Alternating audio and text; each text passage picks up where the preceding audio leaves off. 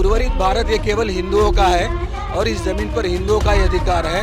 तो सेक्युलर होने का पहला मायना है कि वक्फ बोर्ड को डिसॉल्व करो। हर व्यक्ति को ये पता होना चाहिए कि जो सामान बेच रहा है वो किस धर्म से, किस जाति से। यदि उन्हें हमारे पर्व में शामिल होने की इतनी इच्छा है तो भाई घर वापसी करो राज। ये सेक्युलर सरकार अगर हिंदू धर्म का समर्थन नहीं कर रही है जी, तो इस्लाम धर्म को कैसे समर्थन कर पाएगी वो। भारत को सनातन राष्ट्र घोषित किया जाए, क्योंकि 1947 में भारत का विभाजन धर्म के आधार पर हुआ। राम का नाम लिखा और अंदर थूक जिहाद करते हैं। पीएम न्यूज नेटवर्क में आप सभी का स्वागत है। मैं हूं क्षितिज कांत। महाकुंभ में लगातार कई अखाड़ों की आपने पेशवाई देखी होगी। उसी पेशवाई के बीच में आप पीछे देखेंगे तो यहाँ पर हिंदू राष्ट्र पद यात्रा ये चल रही है हिंदू राष्ट्र की एकता के लिए। और आप देखेंगे तमाम यहाँ पर साधु संत हैं। साधु संत के अलावा पीछे तक देखेंगे स्वास्तिक द्वार के सामने यहाँ पर तमाम लोग चल रहे हैं। हम कोशिश करेंगे यहाँ बात करने की, यहाँ पर जो साधु संत जो मौजूद हैं उनसे। आपने पदयात्रा निकाली, कहाँ से आ रही पदयात्रा? ये पदयात्रा आ रही है मोरी मुक्ति चौराहा से जी, जहाँ पे हमारा पंडाल और एक प्रदर्शनी लगी है, वहाँ से ये प्रारंभ हुई है। अभी अखाड़े में के कुछ अखाड़े के भी लोग यहाँ पे मौजूद हैं। काफी साधु संत मंडलेश्वर महामंडलेश्वर इस पदयात्रा में आए हैं। व्यक्तिगत भेंट में काफी जनों ने इसका समर्थन किया है और इस विषय की धर्म संसद में हिंदू संतों के सम्मेलन में चर्चा अवश्य होने वाली है। धर्म संसद में कौन से बड़े मुद्दे उठने वाले हैं अभी? धर्म संसद में हिंदू राष्ट्र का बढ़ेगा, वक्फ बोर्ड का मुद्दा आएगा, समान नागरिक कानून का भी मुद्दा आएगा और भारत को हिंदू राष्ट्र घोषित करे, इसके बारे में भी एक संकल्पित मांग की जाएगी। आप लोग इसी समिति से जुड़े हुए हैं? हाँ जी। अच्छा, एक सवाल और भी उठता है यहाँ पर, जो अभी आपने वक्फ बोर्ड का नाम ले लिया, तमाम जो सनातनी नहीं है, सनातन के अलग धर्मों से हैं या कह ले एक विशेष धर्म के, वो लोग कहते हैं कि यहाँ 20% जमीन उन्होंने दी है। इसको लेकर क्या कहेंगे? 1947 में जी 15% जनसंख्या को 1/3 जमीन हमने पहले दे दिया है। जी बिल्कुल। और पाकिस्तान में हमारे जो हिंदू है उनको जिस तरह से वंश विच्छेद किया गया है, तो उर्वरित भारत ये केवल हिंदुओं का है और इस जमीन पर हिंदुओं का ही अधिकार है। और इसमें वक्फ, ये सेकुलर सरकार अगर हिंदू धर्म का समर्थन नहीं कर रही है जी, तो इस्लाम धर्म को कैसे समर्थन कर पाएगी वो। और सरकारी खर्चे से वक्फ बोर्ड चलाकर इस्लाम का कैसे संरक्षण कर पाएगी वो। तो सेकुलर होने का पहला मायना है कि वक्फ बोर्ड को डिसॉल्व करो। और सेकुलर शब्द जिस पद्धति से संविधान में डाला गया 1976 में जी, वो पूर्णतः गलत है।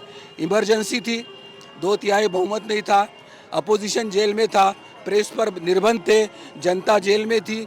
ऐसे समय मध्य रात्रि में ये जो अमेंडमेंट किया वो पूर्णतः गैर संवैधानिक और गैर कानूनी है। तो वो 42वां संशोधनी निरस्त करके हमारे संविधान में ये संविधान सनातन धर्म, परंपरा, संस्कृति, इतिहास को संरक्षित करता है, ऐसी एक लाइन डालकर भारत को विधिवत हिंदू राष्ट्र घोषित करने में सरकार को कोई अड़चन नहीं है, क्योंकि संविधान ने यह प्रावधान दिया है कि उसमें अमेंडमेंट हो सकता है। और संविधान का पहला अमेंडमेंट डॉक्टर बाबा साहेब अम्बेडकर के होते हुए 1951 में ही हुआ था। तो संविधान उस तरह से आवश्यकता अनुसार उसमें परिवर्तन किया जा सकता है। ये मुद्दे भी धर्म संसद में उठेंगे? इन सभी मुद्दों पर चर्चा होगी, वहाँ पर ये मुद्दे वहाँ रखे जाएंगे निश्चित। तो अभी आप लोग तो दिल में अपने लेकर आए होंगे जब चल रहे हैं यहाँ पर। एक्चुअली महाकुंभ चल रहा है, सनातन का सबसे बड़ा पर्व है पूरे विश्व में। तो यहाँ पर अपने दिल में भी चल रहा होगा कि ये मुद्दे उठने चाहिए, इस पे अमेंडमेंट होना चाहिए, जिस तरीके से आपने बात की। दिल में नहीं, हम गत 15 वर्षों से इसके ऊपर निरंतर काम कर रहे हैं। इसके लिए जगह जगह हमारे हिंदू राष्ट्र अधिवेशन होते हैं, वैश्विक हिंदू राष्ट्र महोत्सव होते हैं। हमने PIL इत्यादि डालकर काफ़ी कानूनों को चैलेंज किया है। कृष्ण जन्मभूमि मुक्ति का आंदोलन हो, काशी विश्वनाथ का आंदोलन हो, तो इन सभी आंदोलनों से हम निगड़ित है। मंदिर सरकारीकरण का विरोध हो, पाकिस्तानी और बांग्लादेशी हिंदुओं को भारत में नागरिकता मिले, इन सब बातों पर संवैधानिक और कानूनी तौर पर हम पहले से ही काम कर रहे हैं। अब हमें ये आशा है कि ये दिव्य पर्व है, 144 वर्ष के बाद आया हुआ एक ऐसा पर्व है जिसमें अगर साधु संतों का संकल्प हो जाए तो सरकार को भी बाध्य होना पड़ेगा हमारी मांगे पूरी करने के लिए। अच्छा, एक बात और, जब शुरुआत हो रही थी महाकुंभ की तो यहाँ पे एक समुदाय विशेष को आने से रोका भी गया। क्या आगे आने वाले जो भी समय में जो भी महाकुंभ लगेगा या बड़े पर्व जो होंगे सनातन के, उसमें रोका जाएगा, ये सब मुद्दे उठेंगे क्या? किसी विशिष्ट समुदाय को रोका नहीं गया है।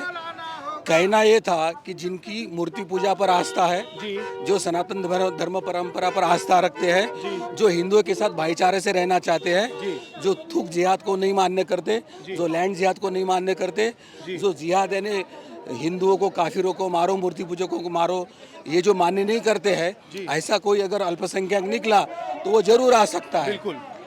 अब बांग्लादेश के हालात आपने देखे कि किस तरीके से वहाँ पर जो अपने जो हिंदू भाई रह रहे हैं उनको किस तरीके से वहाँ पर गैर धर्म के लोगों ने, गैर सनातनियों के द्वारा इस तरीके की कार्रवाई हुई, उस पर क्या विचार हैं आपके? और आपने पाकिस्तान बांग्लादेश के भाईचारे की बात कर ली कि उनको नागरिकता देनी चाहिए जो हिंदू हैं।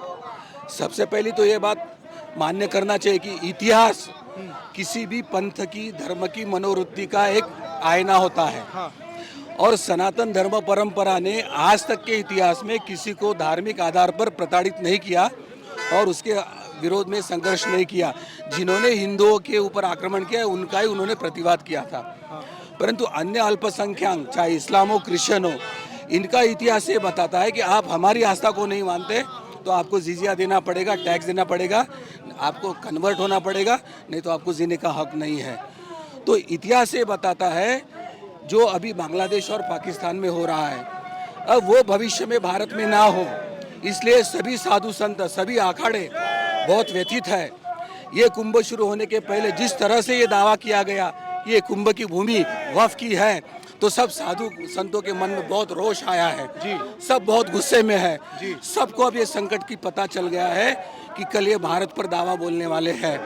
इसलिए सभी साधु संत संकल्पित होकर इसमें भारत को हिंदू राष्ट्र घोषित करने के लिए मांग करने वाली है। हिंदू राष्ट्र घोषित करने की आप बात कर रहे हैं, लेकिन हिंदू राष्ट्र बनेगा कैसे जब इस तरीके से लोग रह रहे हैं? क्या क्या कॉन्सेप्ट आप लोग लेकर आएंगे, क्या बातें होंगी? अगर हिंदू रहते हुए, क्रिश्चियन रहते हुए पाकिस्तान एक इस्लामिक स्टेट बन सकता है जी। अगर हिंदू, क्रिश्चियन, सिख रहते हुए क्रिश्चियन देश, अगर क्रिश्चियन देश बन सकते हैं, अगर गैर बौद्धिक रहने के बाद भी बौद्ध देश घोषित हो सकते हैं, तो गैर हिंदू रहते हुए भी भारत को हिंदू राष्ट्र घोषित किया जा सकता है। और जो इस संविधान के अनुकूल चलेगा उन सबका सम्मान यहाँ पे होगा, और जो इस संविधान के विरोध में काम करेगा तो न्याय व्यवस्था उस व्यवस्था के अंतर्गत जो कुछ प्रावधान है उसके हिसाब से वो दंडित करेगी। आपका सर नाम क्या हुआ? मैं डॉक्टर चारुदत्त पिंगले, राष्ट्रीय मार्गदर्शक हिंदू जन जागृति समिति। अच्छा सर, एक सवाल और भी होता है, एक नारा जो दिया जाता है कि हर घर भगवा लहराएगा, राम राज्य फिर आएगा। तो भगवा तो लहराने के लिए उनका वो जो मुस्लिम समुदाय के लोग वहाँ तो भगवा लहराने के लिए वो तो हमेशा मना करेंगे। हर घर में भगवा लहराएगा ये हिंदू के दृष्टि से है जी। अभी हिंदू कोई सेकुलर बन के बैठा है, कोई कम्युनिस्ट बन के बैठा है, कोई लेफ्टिस्ट बन के बैठा है जी। कोई डरा हुआ हिंदू है जी, जो व्यवस्था के विरोध में खड़ा होने की क्षमता नहीं रखता है जी। तो पहले हिंदू को हिंदू बनाने की हम प्रक्रिया कर रहे हैं जी। और हिंदू अगर हिंदू बन जाता है तो इस लोकतांत्रिक प्रक्रिया में वोट के जरिए भी ये हिंदू राष्ट्र हो सकता है, उसके लिए और कुछ करने की आवश्यकता नहीं। और जो भगवा लहराएंगे नहीं उसके बारे में हमारे मन में कुछ नहीं है, परंतु वो अगर काफिर है, मूर्ति पूजक है करके कोई प्रताड़ित करने का प्रयास करेगा तो उस समय की जो न्याय व्यवस्था और कानून व्यवस्था रहेगी वो उसके लिए जो योग्य निर्णय वो लेंगे। अभी एक नारा सुन रहा था, लव जिहाद हटाना होगा तो राम राज्य फिर से लाना होगा या सनातन को अपनाना होगा, इस तरह के नारे लग रहे थे। ये क्या कॉन्सेप्ट है आपका? माता सीता के हरण के बाद जी रामायण हुआ था जी, द्रौपदी के वस्त्रहरण के बाद महाभारत हुई जी। आज नाम बदलकर, अपनी आइडेंटिटी बदलकर हिंदू बच्चियों को फुसलाकर ब्याह करना और फिर उसके बाद में धर्मांतरण और फिर उनकी हत्याएं करने के हजारों उदाहरण भी सामने बिल्कुल बिल्कुल। तो इसके लिए कानून त्रुटि भी ध्यान में आ रही है। तो कानून योग्य बदलाव करने के लिए नाम बदलकर, फुसलाकर वो किसी हिंदुओं को फंसा न सके, इसके लिए हिंदू राष्ट्र अगर संरक्षित हो जाता है, हिंदू धर्म, तो ऐसे गुनाहों को कड़ी कार्रवाई हो जाएगी। जैसे योगी जी ने यहाँ पर किया है कि दुकानों के ऊपर अपना नाम लिखो, किसी को बरगलाओ मत, राम का नाम लिखा और अंदर थूक जिहाद करते हैं। तो इस प्रकार का फंसाना नहीं होना चाहिए। तो योगी जी ने जो कदम उठाए हैं उसके समर्थन में ये मांग है कि अगर देश भर में लव जिहाद को रोकना है तो योग्य पद्धति के कानून भी बने और हिंदुओं को धर्म शिक्षित भी करना होगा उसके बारे में। सर आपका नाम क्या हुआ? ब्रिजभूषण सैनी, राष्ट्रीय अध्यक्ष देवसेना। अच्छा, और आप राष्ट्रीय अध्यक्ष हैं। यहाँ पर आपके साथी ने बोला कि योगी जी ने जिस तरीके दुकानों पर नाम लिखने की एक प्रक्रिया स्टार्ट की थी, उसको कितना सही मानते हैं आप? देखो बिल्कुल सही है। हर व्यक्ति की नाम से उसकी पहचान होती है, उसकी जाति का पता लगता है, उसके धर्म का पता लगता है। हर व्यक्ति को ये पता होना चाहिए कि जो सामान बेच रहा है वो किस धर्म से, किस जाति से। तो नाम लिखना ठीक है। और वैसे भी हमारे कानून के हिसाब से यदि किसी को लाइसेंस दिया जाता है तब उसको अपना बोर्ड टाकना पड़ता है, अपनी फर्म का नाम, अपना मालिक का नाम वो लिखना पड़ता है। ये ठीक है, जायज होना चाहिए। लेकिन सर एक बात कर लिया जाए, जब आप इस तरीके की बातें करते तो जो मुस्लिम समुदाय है उसका कहीं ना कहीं बिजनेस पर बड़ा नुकसान होता है, काफी दिक्कतें होती उनको भी। जैसे यहाँ महाकुंभ में रोका गया तो यहाँ पर भी दिक्कतें हुई। देखिए यहाँ रोकना बिल्कुल जायज है। यहाँ सनातनी लोग उसके बाद लोकतंत्र का नाम ले लिया जाता है, लोकतंत्र में सब बराबर है। नहीं, लोग बराबर का मतलब ये नहीं है। देखिए हम नमाज नहीं पढ़ते, हम अपने धर्म के अनुसार अपने पालन करते हैं। ये हमारी आराधना, ये हिंदुओं का पर्व है। जहाँ सनातनियों का पर्व है वहाँ गैर सनातनियों का कोई स्थान नहीं है, क्योंकि हमारे ये पर्व है। उस पर्व में हम अपनी धार्मिक मान्यता के अनुसार उन पर्व को बड़े धूमधाम से मनाते हैं। ऐसे में यदि गैर सनातनी लोग यहाँ थूका हुआ, पेशाब किया हुआ, गंदे तरीके से बनाया हुआ भोजन खिलाएंगे तो कहीं ना कहीं हमारा धर्म की धार्मिक भावना आहत होगी। तो ये बिल्कुल सही कदम है। इनको हमारे जो भी धार्मिक पर्व है उनसे दूर रखना चाहिए। यदि उन्हें हमारे पर्व में शामिल होने की इतनी इच्छा है तो भाई घर वापसी करो और आ जाओ, घर वापसी करो और आ जाओ। तो अभी एक धर्म संसद भी लगेगी, उसमें कौन से बड़े मुद्दे होंगे जो आप उठाएंगे? देखिए इस धर्म संसद में हम यही मुद्दे उठाएंगे, भारत को सनातन राष्ट्र घोषित किया जाए, क्योंकि 1947 में भारत का विभाजन धर्म के आधार पर हुआ। हिंदुओं को भारत मिला यानी कि हिंदुस्तान मिला और मुसलमानों को पाकिस्तान बांग्लादेश मिल गया। उनको तो उनका राष्ट्र मिल गया, लेकिन आज तक हिंदुओं को हिंदू राष्ट्र नहीं मिल पाया। इसे हमारे देश के गद्दार नेताओं ने गैर इस्लामिक यानी कि सेकुलर राष्ट्र बना दिया, सेकुलर राष्ट्र घोषित कर दिया, लेकिन सनातन राष्ट्र घोषित नहीं किया। अब समय आ चुका है, भारत को सनातन राष्ट्र घोषित किया जाना चाहिए। और जब भारत सनातन राष्ट्र घोषित होगा तभी मानव जाति बचेगी। आप देख लीजिए, एक भी मुस्लिम देश में कहीं शांति नहीं होती। अफगानिस्तान आपके सामने पहले तो ये गैर इस्लामिक लोगों को मारते हैं, फिर इस्लामिक लोगों को आपस में लड़ना शुरू कर देते हैं। वहाँ एक भी गैर इस्लामिक नहीं बचा। यही हाल पाकिस्तान में, यही हाल बांग्लादेश में। जहाँ भी मुसलमानों की सत्ता आ जाती है यानी कि वो मुस्लिम राष्ट्र बना देते हैं, तो गैर इस्लामिक लोगों का रहना तो बहुत दूर की बात, उनकी जान ही नहीं बच पाती।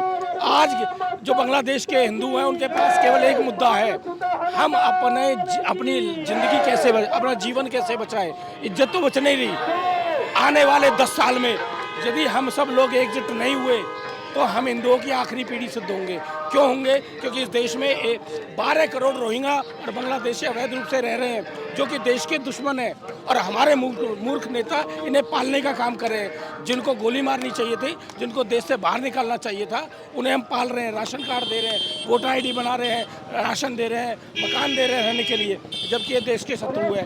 आप सुनिए, आप यदि पाकिस्तान के बॉर्डर पे जाएंगे, जाते गोली लगेगी और अंदर घुसे तो पूरी जिंदगी जेल में ठोक दिया जाएगा। लेकिन हमारे मूर्ख नेता इनको पालने का काम कर रहे हैं, अपने दुश्मनों को, जो कि संख्या में 12 करोड़ है। तो अभी ये मुद्दे उठने वाले हैं, बिल्कुल उठने चाहिए। इसमें देखिए, आप ये देखिए, जो अपने देश के सगे नहीं हुए, जिन्होंने अपने देश की सरकार को उखाड़ फेंका, वो भारत के सरकार के हित में क्या काम करेंगे? वो भारत सरकार को भी उखाड़ फेंकेंगे और यहाँ के लोगों को भी उसी तरह से अत्याचार करेंगे जो बांग्लादेश में हो रहा है। जो आज बांग्लादेश में है वो टेलर है, फिल्म तो भारत में 10 साल बाद शुरू हो जाएगी। इसलिए हमें सचेत होने की जरूरत है, इस सरकार को भी सचेत होने की जरूरत है। ना तो हिंदू बचेगा, ना मानव जाति बचेगी। तो देखिए, बड़े सवाल उठ रहे थे। सर आपका नाम क्या हुआ? मैं चेतन राजहंस, सनातन संस्था का राष्ट्रीय प्रवक्ता।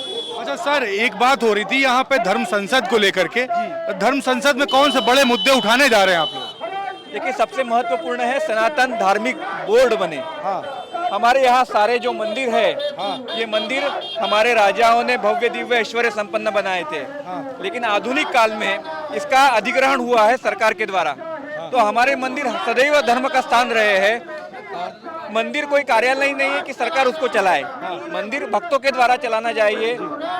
मंदिर जो है वो धर्म के अधिकारी लोगों ने चलाना चाहिए। इस दृष्टिकोण से मंदिर कौन चलाएगा, इसकी दृष्टि ने हमने उपाय योजना निकाली है कि सनातन धर्म बोर्ड बनाया जाए, और इसलिए आध्यात्मिक संस्थाएं, अखाड़ाओं के साधु संत और कथावाचक सब एकत्रित पिछले 3-4 धर्म संसद बैठते आए हैं, और इस बैठक में हम लोग चाह रहे हैं कि सनातन धार्मिक बोर्ड बनाया जाए जो मंदिरों की रक्षा के लिए होगा। अच्छा सर, आप लोग मुद्दे उठाते हैं, सनातन को लेकर के मुद्दे उठाएंगे, लेकिन कुछ लोग ऐसे भी होते हैं, अभी हमारे ही वीडियो के कमेंट बॉक्स में लिखेंगे कि धर्म संसद जब लगती है तो उसमें नफरत फैलाने का काम किया जाता है। इस तरह के कमेंट बॉक्स में तमाम लोग लिख के देखिए, सनातन धर्म जो है सर्वेशाम अविरोधेन है। किसी का विरोध करके या किसी के विषय में विद्वेषी विचार प्रचारित करके सनातन धर्म का उत्थान नहीं होगा। हम मानते हैं कि हम अपने धर्म पथ पर चले, धर्म मार्ग पर चले और सनातन धर्म का प्रचार करें, इसी से सनातन धर्म का उत्थान होगा। तो जो धर्म संसदों में विद्वेषी प्रचार हुआ है उसका खंडन नहीं करते हम लोग, उसका विरोध नहीं करते हैं, लेकिन उसका समर्थन भी नहीं करते हैं, क्योंकि ये सनातन धर्म की जो संवैधानिकता है वो सहिष्णुता पर आधारित, सर्व समावेशकता पर आधारित है। इसीलिए जो धर्म संसदों में पुराने इसमें हुआ है तो वो एक भूतकाल था। आज का वर्तमान सनातनी जो है वो विश्व कल्याणकारी विचार रखता है, विश्व शांति का लक्ष्य रखता है। बिल्कुल, तो आप देख रहे थे यहाँ पर पीछे तक के आप देखेंगे हिंदू राष्ट्र पद यात्रा चल रही, हिंदू राष्ट्र स्थापना हेतु, और आप पीछे तक के देखेंगे तो यहाँ पर सैकड़ों की संख्या में यहाँ पे श्रद्धालु, यहाँ पे तमाम महंत जो गुजर रहे कई अखाड़ों के। ये तस्वीरें आप देख रहे 4 PM न्यूज नेटवर्क पर मैं आपको लगातार दिखा रहा हूँ, और यहाँ पर बात भी हो रही थी हिंदू राष्ट्र बनाने को लेकर के, तो तमाम सारी बातें हमारे बीच में भी रखी है। पूरी रिपोर्ट आपको कैसी लगी कमेंट बॉक्स में लिखते रहिएगा और जुड़े रहिएगा 4 PM न्यूज नेटवर्क के साथ।